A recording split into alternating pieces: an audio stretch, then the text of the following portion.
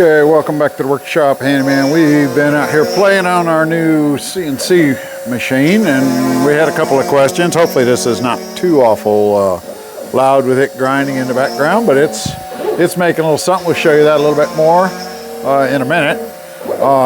Improvements I've made to the bench since I built it. We decided that we didn't like those extension cords and everything all over the place. So what I did is I built me a nice little cord. I've plugged it into a 20 amp circuit. It's got only a little bit more stuff on that circuit, and I brought it down here, and let's see if we can show you. We've got a junction box I put in underneath here. That way we could get power on everything. And now I've got this to where I really wanted to know how many amps we were carrying on this to make sure I'm not overloading anything, because it's got the main control box over here.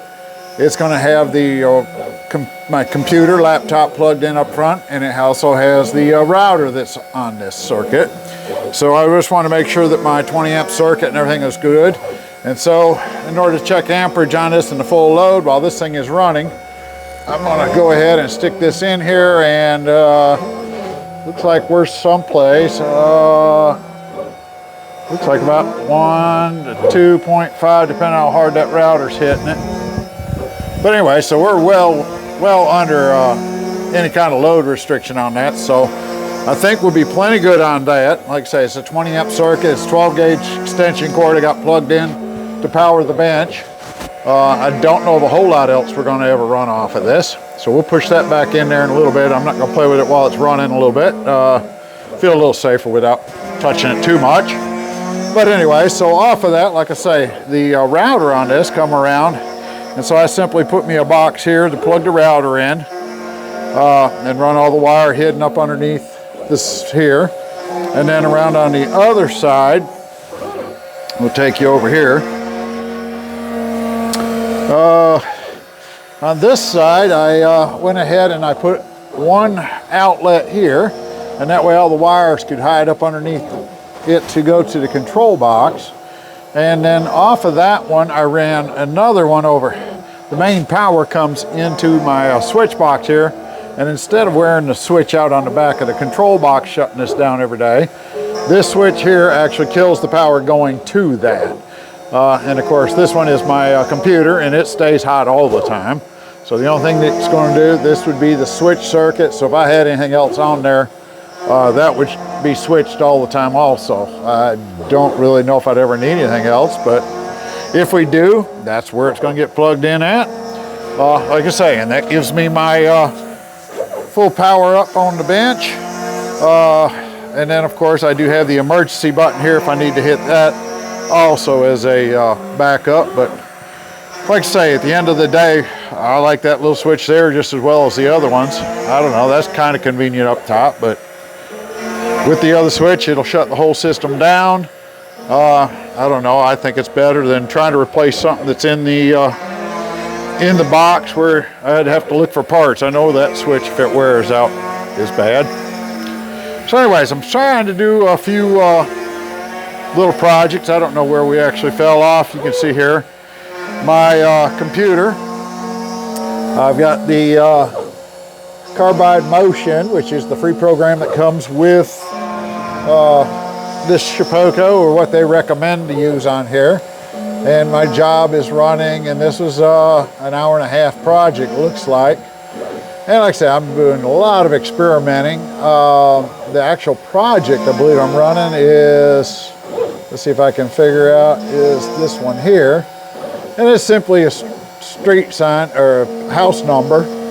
And on the background, I'm trying to give it a texture, and I tried another one a little different. We'll show you that one in a minute. We've got several tool paths. I don't know, I might go in with this a little bit at some point on a video and show you what we're coming up with. But I did want to kind of catch up for now, just on what we've been doing. We'll come back over here and look at this project in a second and see what that looks like.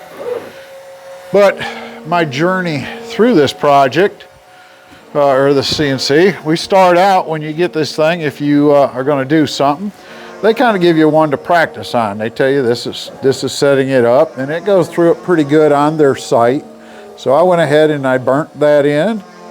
And I think the next thing I tried was, I believe was my workshop sign, which didn't turn out too bad. We carved it in with a V-carve. I got me a little close here, so I didn't pay attention to that. We're going to edit that a little bit more and get that refined, I think. And we'll be using that a little bit on the site and whatnot.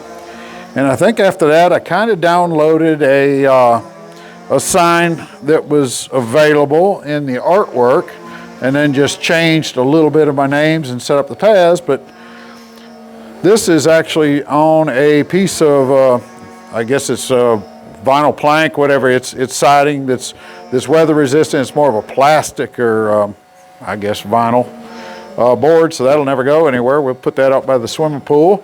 That turned out pretty decent. Of course, all these are single color. This one here, actually, this piece of wood is an old shelf out of a cabinet or something, and I just carved through it, and that's a particle board. So that carved out pretty decent, I think. My next thing I tried was an attempt to do the house number that I showed you a minute ago.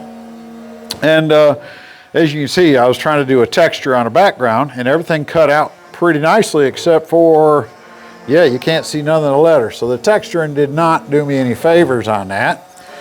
So my second attempt, I just flop it over, and this is what they have is with the 1/4 inch upcut bit, and it cut in, and now at least I can read the numbers. And I don't know if I like, you see the texture, and I had to outline with the 1/4 inch, and I'm not sure I really like that, but when I did it without that at all, if you're looking at the other sample, you can see it's kind of not really outlined well. It's a pretty rough texture all the way around there. I don't know how well you can really see that. But anyways, I know the numbers didn't come out right. There's no real defined. It's close, but it's not quite. So anyway, so we tried that. I think the one that's on there now, I'm going with carving it out with an 1/8 inch upcut bit and see if I like the looks of that a little bit better. So that's the one that's on the machine grinding in the background now. The next project we went with is I was trying to import a picture and carve it out. And so I had another piece of old cabinet shelving laying around. It was already painted black. And this was just a picture of my motorcycle I had, and we copied it into it and burned it out. Not a lot of detail to it. It don't look bad, but I think I need a little sharper V-bit. This is why I'm practicing. But so that's, you can tell it's a motorcycle, so that ain't too bad, I guess. Like I say, practice, practice, practice, and see what it does is really what we're up to. And one of the next projects is this one, making a sign for my grandson. And so what I've done is I've carved it out and painted everything black, and then what we're going to do is just come back and sand the top surface of it. That's oak board, and that'll leave all the letters black, and we'll sand that off and then put maybe a little polyurethane coating or something over it and make it look nice. And I think that'll make a good clear sign. Like I say, we'll see what it was. Originally, I was thinking of getting the actual letters cut out and set into this, but I didn't do an offset correctly, so that's not going to work. But anyways, we'll make it just a sign like this, and I'll work on that kind of a project on maybe the next go round. But anyway, so we'll go back over here and just kind of show you what this is doing. This is a fine or a smaller blade. I shut the darn air off because it's too noisy to do any recording and anything on here, but it's got a little different texture. I don't know if you can really tell how much that texture is. The machine's kind of in the wrong place too. Let's see if we can get a little better shot at it. So what I'm trying on this also is the blue on there is a sheathing good that we found that's supposed to be good for this. And instead of doing the other one like I did, painting it and then sanding it off, I want to go ahead and leave the outside natural and the numbers natural, and then we're going to go ahead and probably just paint the background, so it'll be oak and then a dark background, I imagine, on a textured surface, and see how that looks. So that's kind of what we're working on at this point for this project. So I believe that's about it. We'll have a couple more projects going. We're trying a couple over here that are going to be painted up, just different colors. We're going to try to do a little something on this one and paint that another coat on there because it's faded. This is another piece of that polywood. We'll go ahead and carve something into that. We wanted the blue or the green background. This is kind of going towards another business.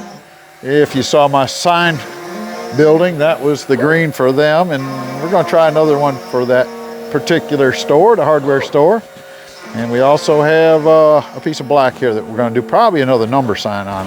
I'm not sure on that. So anyways, we got a couple of them painted up, a couple little projects ready to go, and just thought I'd catch up real quick on it. And we're having a lot of fun playing with the old Shapeoko CnC.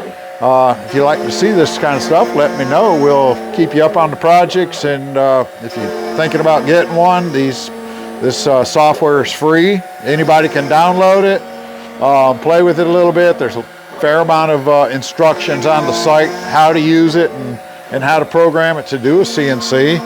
It's pretty compatible with all your CNC machines, I believe, from what they tell me. Of course, like I say, this is my first start on all this stuff, so I'm learning.